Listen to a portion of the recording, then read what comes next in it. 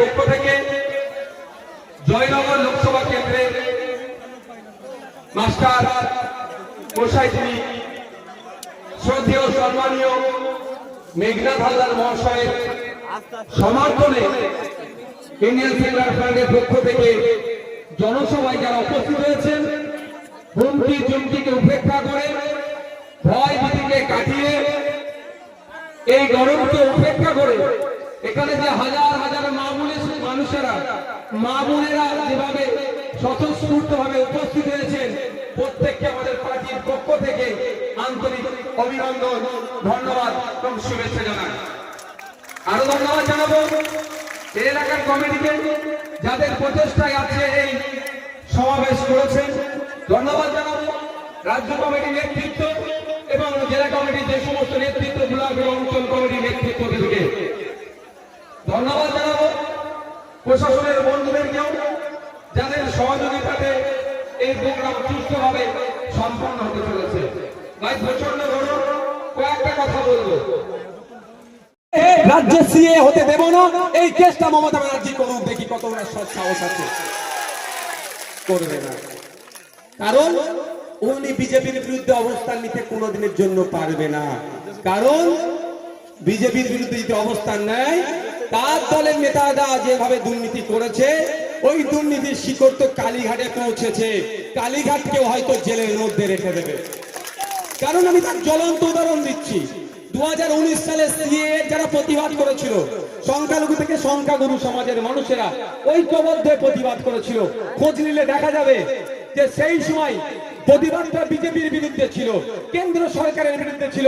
মমতা ব্যানার্জি পশ্চিমবাংলার হাজার হাজার মুসলিম ছেলে মেয়েদের নামে মিথ্যা মামলা দিয়েছিল পুলিশকে দিয়ে।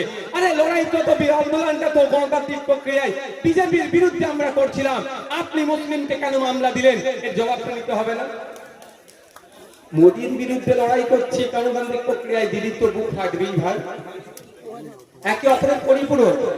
জন্মদিনে ফুল মিষ্টি নওশাদ সিদ্দিকী পাঠায়নি মোদীজির, দিদিমণি পাঠিয়েছে, ওই জন্য ওনার বুক ফাটছে। শুধু তাই নয়, আপনারা ভুলে যাচ্ছেন, হয়তো আমি আপনাদের স্মরণ করিয়ে দিই। যখন হযরত মুহাম্মদ সাল্লাল্লাহু আলাইহি ওয়াসাল্লাম সম্পর্কে ওই ভদ্র মহিলাটার নাম কি বলুন না, নুপুর শর্মা যখন কুমন্তব্য করেছিল, পশ্চিম বাংলার ধর্মপ্রাণ মুসলিমরা যখন প্রতিবাদ করছিল, তখন মমতা ব্যানার্জি কি বলেছিল? দিল্লিতে গিয়ে প্রতিবাদ করুন। তাই সময় এসেছে, আমরা মমতা ব্যানার্জিকে দিল্লির পথ দেখাবো না, আমরা মেঘনাথ হালদারকে দিল্লিতে পাঠিয়ে প্রতিবাদ করবো। আমরা ভুলে যাচ্ছি না হরিচাঁদ গুরুচাঁদ ঠাকুরদের কথা, আমরা ভুলবো না। আমরা ধর্মপ্রাণ মানুষ, ঠিক যেভাবে চায়নি ঘোষ শিবলিঙ্গ সম্পর্কে বাজে মন্তব্য করেছে, যেভাবে প্রতিবাদ জানাবো, একইভাবে হরিচাঁদ গুরুচাঁদ ঠাকুরের নাম নিয়ে মন্তব্য করেছে, তারও প্রতিবাদ আমরা জানাবো। আমরা যারা ধর্মপ্রাণ মানুষ, আমাদের উচিত হবে ধর্ম নিয়ে যারা বাজে মন্তব্য করবেন, ধর্মগুরুদের সম্পর্কে যারা বাজে মন্তব্য করবেন, তাদেরকে বাংলায় আশ্রয় দেব না। সে সায়নী হতে পারে, মুখ্যমন্ত্রী হতে পারে, নুপুর শর্মা হতে পারে, আমরা কাউকে চিনব না যারা ধর্মগুরুদের সম্পর্কে বাজে মন্তব্য করবে।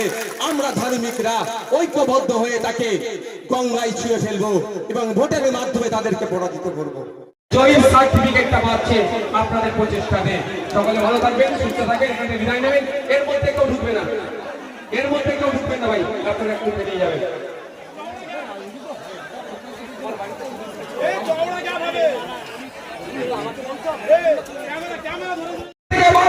আসার জন্য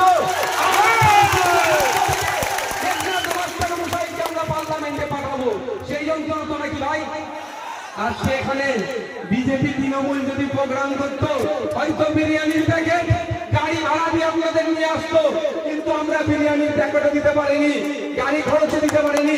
আপনারা নিজের চেষ্টাতে আপনারা উপস্থিত হয়েছেন, কারণ আপনারা বুঝতে পারছেন যে আগামী দিনে আইএসএফ মানুষকে পথ দেখাবে, ন্যায়কে প্রতিষ্ঠা করবে। পার্লামেন্টের মধ্যে গিয়ে এই জয়নগর লোকসভা কেন্দ্রে যে সমস্যাগুলো আছে, সেইগুলো বলিষ্ঠ কণ্ঠে বলবে এবং সমাধানের জন্য স্পিকার সাহেবের মাধ্যমে ডিপার্টমেন্টের মিনিস্টার ওপরে গেল, সেখান থেকে ছিনিয়ে নিয়ে এসে জয়নগরবাসীর জন্য করবে। সেই লক্ষ্যে এসেছেন তো ভাই। তাই আপনাদের একটা দায়িত্ব নিতে হবে। এখানে যারা এসেছেন হাজার হাজার মানুষ, কম করে 10 জনকে আপনাদের বোঝাতে হবে 10টা ভোট খামচিহ্নে আগামী জুন মাসের 1 তারিখে যাতে খামচিহ্নে দেয়, সেই দায়িত্ব আপনাদেরকে তুলে নিতে হবে। পারবেন? পারবেন? আপনারা এখানে কম করে 5-7 হাজার মানুষ আছেন, কম করে যদি 5-7 হাজার মানুষ 10 জন করে দায়িত্ব নেন, তাহলে কত হাজার মানুষ ভোটটা আমাদের দিকে এমনি চলে আসবে আপনাদের মাধ্যমে। কম করে 50 থেকে 70 হাজার ভোট